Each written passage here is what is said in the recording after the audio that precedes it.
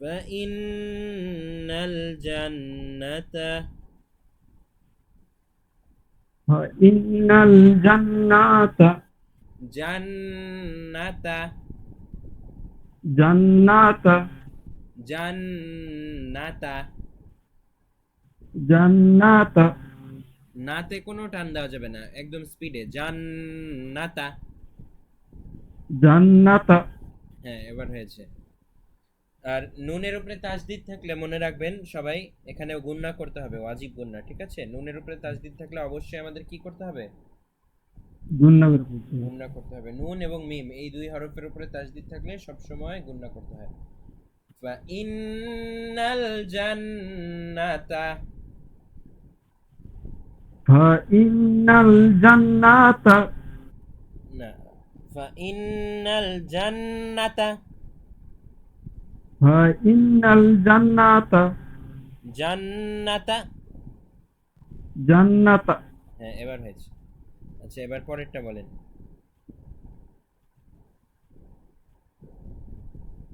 ফামা hill লিল হামাই হামাই হামা hill লিল কাফিরাত না ফামাহিলিল কাফিরিনা হামাহিলিল কাফিরানা কাফিরিনা ফামাহিলিল কাফিরিনা হামাহিলিল কাফিরিনা ফামাহিলিল কাফিরিনা। হামাহিলিল কাফিরিনা হ্যাঁ, তারপরে এটা বলুন লাস্ট। হুমুল বায়ানাতু হুমুল বাইয়িনাতু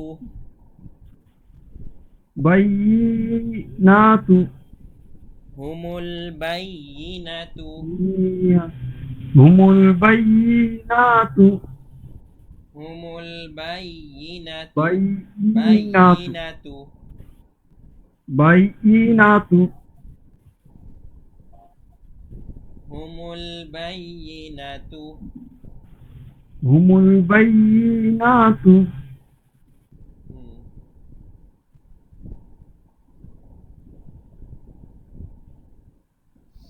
আচ্ছা, তারপরে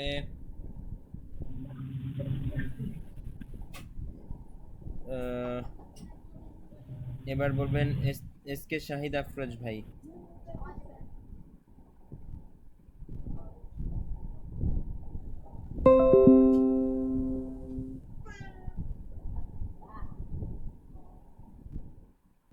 এখান থেকে বলুন।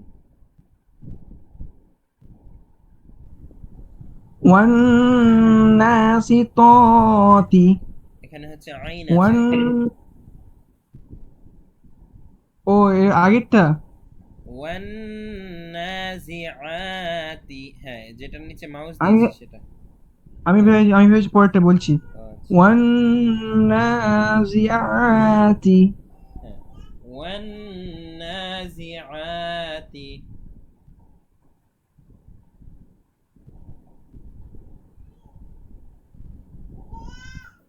পরেরটা বলবো হুজুর উস্তাদ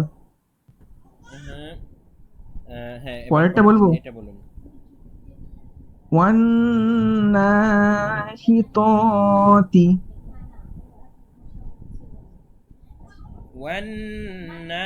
ওয়ান্নাশিতাতি ওয়ান্নাশিতাতি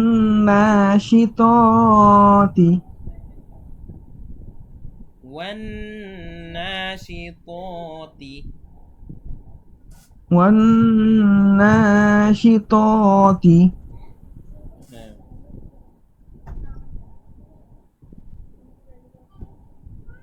তারপরে এটা বলেন। ওয়াসসাবিহাতি ওয়াসসাবিহাতি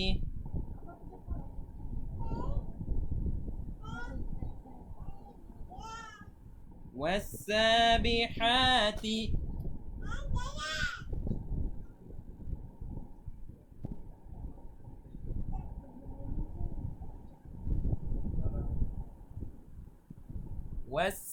والسابحات. والسابحات হ্যাঁ, এটা فالسابقات فالسابقات. فالسابقات فالسابقات. فالسابقات فالسابقات হ্যাঁ,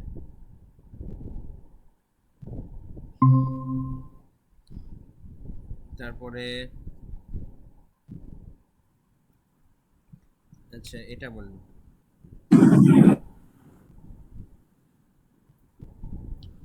فالمدبرات فالمدبرات فالمدبرات. فالمدبرات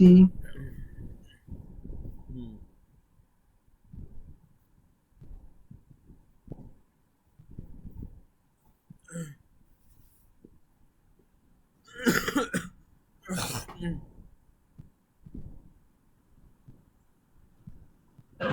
আচ্ছা ব্যাস, দুজনেই ভালোই পেরেছেন আলহামদুলিল্লাহ। এবার এমডি রফিকুল ভাই বাকি আছেন। এমডি রফিকুল ভাই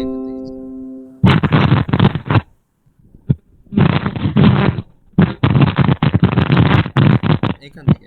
এখান থেকে মাউস দিয়েছি, এখান থেকে বলেন যেখানে মাউস দিয়েছি।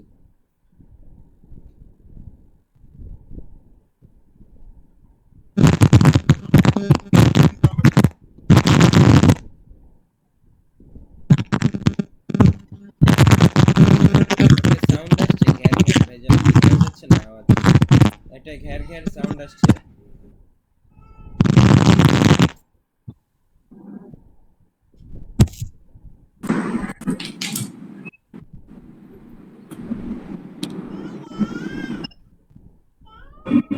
বলছিলাম হুজুর, আমি প্রায় 10 দিন থেকে অসুস্থ ছিলাম, ক্লাস তো করিনি আর হয়নি, তো এখন প্রায় সুস্থর দিকে। তো ইনশাল্লাহ ক্লাসগুলো আগের দেখে নেবো, শিখে ইনশাল্লাহ এগিয়ে যাবো। ও আচ্ছা এখন হয়তো মানে পড়তে পারবো না এরকম আর কি। আচ্ছা, এমনিতে কি আপনার কোন পর্যন্ত পারা আছে মোটামুটি আরবি? আমার হুজুর আমি ক্লাস করিনি। এমনি আগে থেকে কতটুকু পারেন ভাইজান আরবি রিডিং বা অক্ষরগুলো?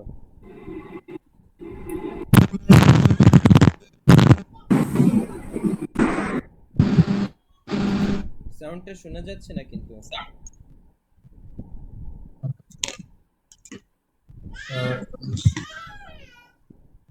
হ্যালো,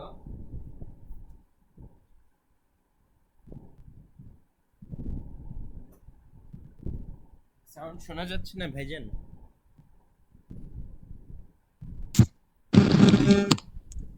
আমি তো আমার পাচ্ছি হুজুর, কিন্তু বোঝা যাচ্ছে না ঠিকঠাক নাকি নেটওয়ার্কের হয়তো প্রবলেম হচ্ছে নাকি। আমি আমার ঠিকঠাক বুঝতে পারছি হুজুর আপনার কথা।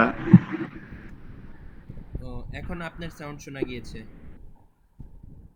আচ্ছা, আবার একটু বলুন ভাইজান, আমি ঠিকঠাক আগে থেকে এমনিতে কতটুকু পারেন? আপনাদের এদিকে বোঝা যাচ্ছে না নেটওয়ার্ক। আগে থেকে এমনিতে কতটুকু পারা আছে আগে আরবি? বলতে হুজুর আমি মনে হয় 3টা ক্লাস মনে হয় করিনি, 3টা ক্লাস আগের গুলো ঠিক বুঝতে পেরে যাবো। তো আচ্ছা বাকি ক্লাসগুলো হুজুর আমি গ্রুপে দেখে নিবো, তারপরে ইনশাল্লাহ হয়ে যাবে। আচ্ছা ঠিক আছে, তাহলে আপনি নেক্সট ক্লাসে পড়া দিয়েন ইনশাআল্লাহ। হ্যাঁ ইনশাল্লাহ চেষ্টা করবো দেওয়ার। ঠিক আছে, এখন আমরা তাহলে পরবর্তী স্লাইডে যাচ্ছি প্রিয় ভাইগণ।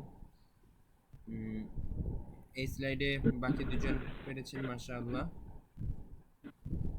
আমাদের পরবর্তী স্লাইড হচ্ছে স্লাইড নাম্বার 13। 13 নাম্বার স্লাইড আমি গ্রুপে দিয়ে দিচ্ছি, একটু দেখেন।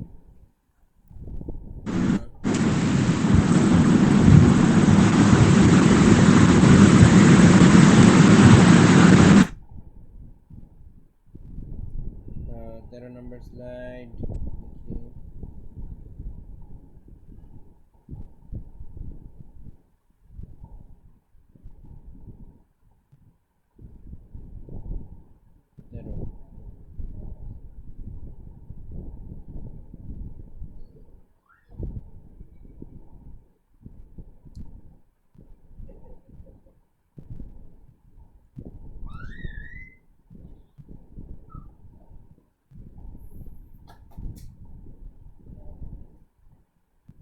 হ্যাঁ 13 নম্বর স্লাইডটা আমি গ্রুপে দিয়ে দিয়েছি, এখন আমি অন করছি গ্রুপ থেকে।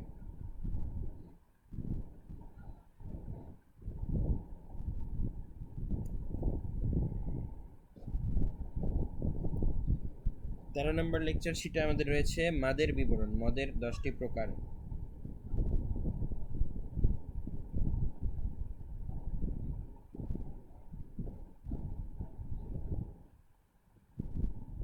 মাদের প্রকারভেদ। মদ মানে কি? আরবিতে মাদ মানে হচ্ছে টেনে পড়া। মাদ মানে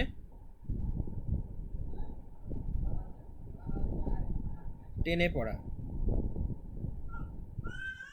আমরা যে কোরআন পড়ার সময় বিভিন্ন জায়গায় টান দেই, যেমন ওয়াসসামাই ওয়াত-তারিক, এরকম যে বিভিন্ন জায়গায় টান দেই, এই টান দেওয়াকে বলা হয় মাদ। আরবিতে এটাকে বলা হয় মাদ। এই মাদ টোটাল 10 প্রকার। টান দেওয়ার নিয়ম কয় প্রকার? 10 প্রকার। সেগুলো কি কি?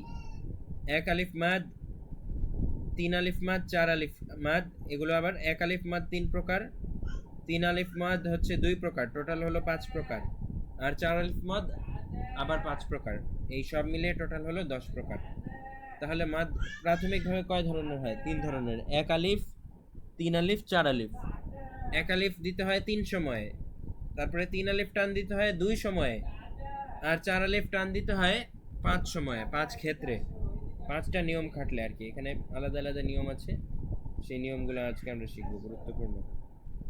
1 নম্বরে আমরা বলি 1 আলিফ মদ কি কি? মদ্দে তবাই, মদ্দে বদল, মদ্দে লিন।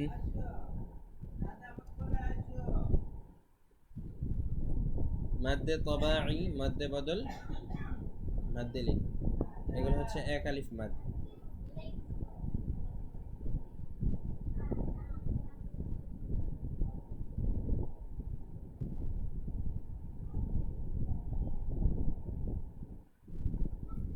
মাদ্দে তবাই যখন আসবে আমাদের 1 আলিফ টান দিতে হবে। আবার মাদ্দে বদল যখন আসবে তখন 1 আলিফ টান দিতে হবে। মাদ্দে লিন যখন আসবে 1 আলিফ টান দিতে হবে। সামনে আমরা দেখব মাদ্দে তবাই কোনটা, মাদ্দে বদল কোনটা এবং মাদ্দে লিন কোনটা, সবে আমরা দেখব। বাট আগে শুরুতে আমরা সবগুলোর নামগুলো জেনে নিই। 3 আলিফ মদ আবার 2 প্রকার, মানে 2 ক্ষেত্রে 3 আলিফ টান আমাদের দিতে হবে। কোরআনের মধ্যে যদি আমরা 2 ধরনের জিনিস দেখতে পাই বা 2 ধরনের ক্ষেত্র যখন আসবে, তখন আমাদের 3 আলিফ মাদ, 3 আলিফ টান দিতে হবে। সেটা হচ্ছে মাদ্দে আরজি এবং মাদ্দে মুনফাসিল।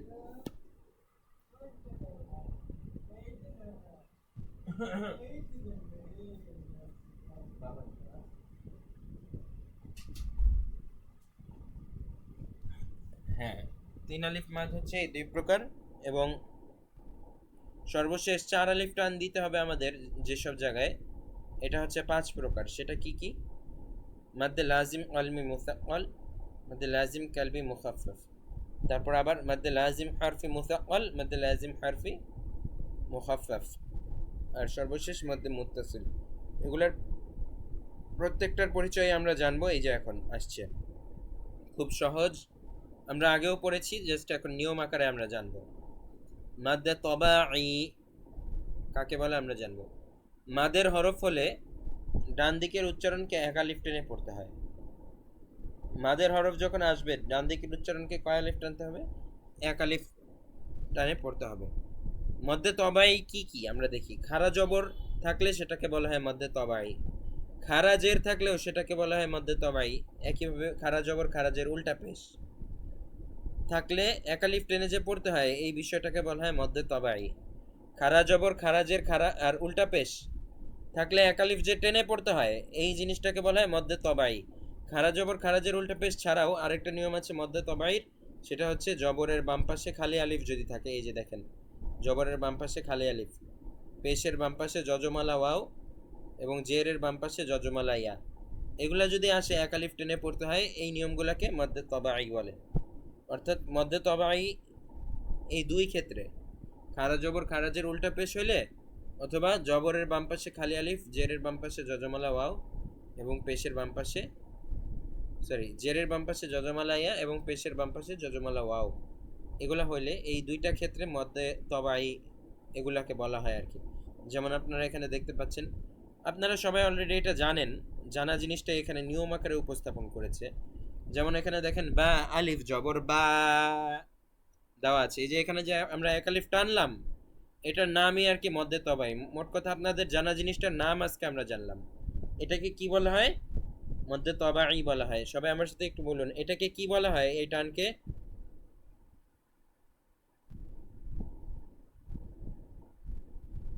আমরা যে এখানে এক আলিফ টান দিলাম, এই টান দেওয়াটার নাম কি? এই মাদের নাম কি? মধ্যে সবাই। হ্যাঁ, সবাই নাম মধ্যে তবাই। রাইট।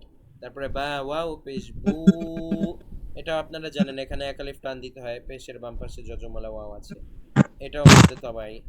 বা ইয়াজির বি, এটাও মধ্যে তবাই। একইভাবে হা খারা জবর হা, হা কারা জের হি, হা উল্টা পেশ হু, এগুলোও মধ্যে তবাই। এখানে যত উদাহরণ আছে সবগুলো মধ্যে তবাইয়ের উদাহরণ। নিচে ওয়া রাসূলিহি, এই যে সু, এখানে যে এক আলিফ টান দিলাম, সিন ওয়াও পেশ সু, পেশের বাম পাশে যজমলা ওয়াও, এটা মধ্যে তবাই। অর্থাৎ আমরা বুঝতে পারলাম এক আলিফ টান দিতে হয় এক নাম্বার ক্ষেত্র মধ্যে তবাই। মধ্যে তবাই দুই ধরন, এক হচ্ছে খারা জবর খারাজের উল্টা পেশ এটা, আর আরেকটা হচ্ছে জবরের বাম পাশে খালি আলিফ, জেরের বাম পাশে যজমালা ইয়া, পেশের বাম পাশে যজমালা ওয়াও, মধ্যে তবাই গেল। সবাই এটা আগে থেকেই জানেন মধ্যে তবাই, তাই মানে জাস্ট নিয়মটা আমি বলে দিলাম আবার নিয়ম আকারে। এমনিতে পড়ার সময় আপনারা সবাই যতটুকু পড়া ধরলাম আপনাদের, এখন পড়া ধরার সময় খেয়াল করলাম আপনারা অলরেডি এখানে যে টান দিতে হবে সেটা জানেন আলহামদুলিল্লাহ। জাস্ট এটার নামটা আর কি আমরা জানলাম, মধ্যে তবাই। এখন আমরা শিখবো মাদ্দে বদল। মাদ্দে বদলটা কি? মাদ্দে বদল হচ্ছে হামজার সাথে এক আলিফ টেনে যে মাদ পড়া হয় তাকে মাদ্দে বদল বলে।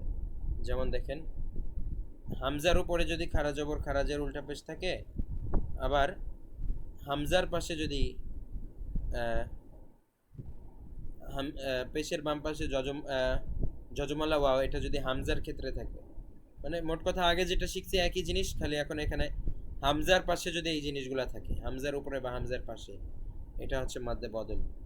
আ ই উ আমানা উমিনা ইমানা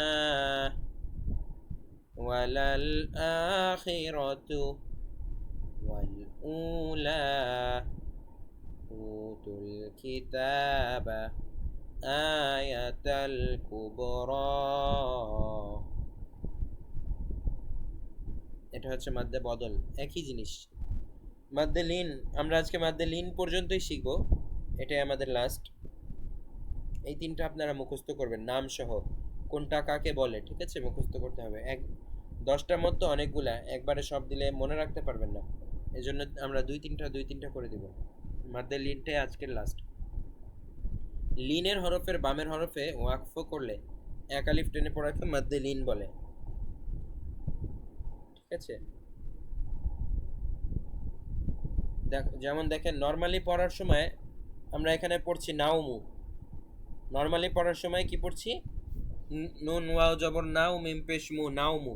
কিন্তু আমরা যদি এখানে থামি, নাও মানে আয়াতের শেষ অংশ হয়, আমরা যদি এখানে থামি তাহলে আমাদের টান দিতে হবে, এটা এক আলিফ, এটাকে বলা হয় মাদ্দে লিন। নাউম, খাউফ, বাইত, সাইফ, কুরাইশ, লাইল, ওয়াখশাউন, নাজদাইন, আইনাইন, ওয়াশাফাতাইন। বুঝতে পেরেছেন? নরমালি এখানে টান হওয়ার কথা ছিল না, বাট থামার কারণে এক আলিফ টান দিতে হবে, এটাকেই বলা হয় মাদ্দে লিন। বুঝতে পেরেছেন? উস্তাদ, একটা হ্যাঁ, প্রশ্ন আছে। জি বলুন। এই যে মাদ্দারিন, এগুলো কি শুধুমাত্র হরফের বাম পাশে ওয়াও এবং ইয়া থাকলেই হবে? হ্যাঁ হ্যাঁ, জাযাকাল্লাহ। আচ্ছা। এক জবর এক জের এক পেশ, দুই জের দুই পেশ, খারাজের ও উল্টা পেশে ওয়াকফ করলে সাকিন করে পড়তে হয়। এখানে আরেকটা নিয়ম উল্লেখ করে দিয়েছি।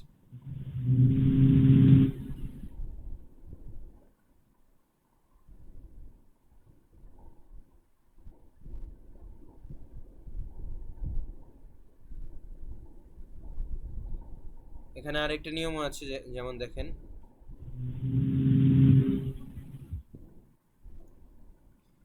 আল ক্বারিআহ মাল মাল আকাবাহ। আমরা যখন থামবো শেষে যদি গোলতা থাকে সেটাকে আমরা হা বানিয়ে দিব। থামার সময় শেষে গোলতা থাকলে সেটাকে কি বানিয়ে দিতে হবে? হা বানিয়ে দিতে হবে, হা। ঠিক আছে, এই তো এই পর্যন্তই আজকে আপনাদের পড়া থাকবে। এই লেকচার শিট 13 নম্বর লেকচার শিটের এই পেজ পর্যন্ত, মধ্যে লিন পর্যন্ত আর কি। তাহলে আজকের দুইটা হোমওয়ার্ক, এক নাম্বার হচ্ছে সূরা নাসর শেখা। এটা একটু সবাই স্ক্রিনশট তুলে নিন, সূরা নাসরটা সবাই, আমি আবার আনছি, স্ক্রিনশট তুলে নিন। স্ক্রিনশট তুলে একজন গ্রুপে দিয়ে দিন প্লিজ। স্ক্রিনশট তোলা হলে বললেন প্লিজ।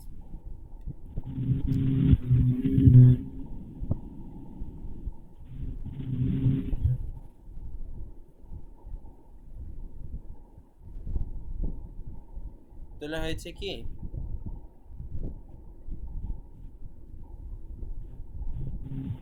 স্ক্রিনশটটা তোলা হয়েছে কি? আমার কাছে অ্যাপস আছে হুজুর, আর আচ্ছা স্ক্রিনশট আচ্ছা, লাগবে না। ঠিক আছে, অ্যাপ থাকলে সমস্যা নেই, অ্যাপ থেকেও পড়তে পারবেন। আচ্ছা, তাহলে আজকের এই দুইটা হোমওয়ার্ক থাকলো, সহি শুদ্ধভাবে সূরা নাসর শেখা অর্থ সহ, এবং মাদের তিনটা প্রকার, মাদ্দে লিন পর্যন্ত।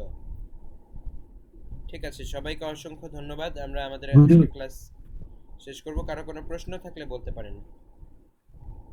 হুজুর বলছে মাদ্দেলিন লাস্টে যে সাকিন গোলটা বললেন না, একটু জোরে বলুন প্লিজ।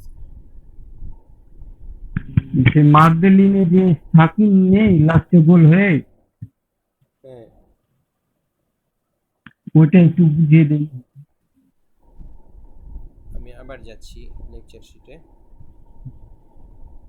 হ্যাঁ, কোন জায়গাটা জিজ্ঞেস করেছেন আপনি? সে তো লাস্টে গেল। এই লাস্টের লাইন? হ্যাঁ, আল কোয়ারিয়া ও আচ্ছা, এটা আর কি হচ্ছে না, কোনো, এখানে আল কোয়ারিয়া। হ্যাঁ, আমি যে নিয়মটা এইমাত্র বললাম এটা হচ্ছে কোনো মাদের নিয়ম না, মাদ্দে লিন বা এর সাথে সম্পৃক্ত কোনো নিয়ম না। এখানে জাস্ট একটা কথা তারা মনে করিয়ে দিয়েছে। আহ,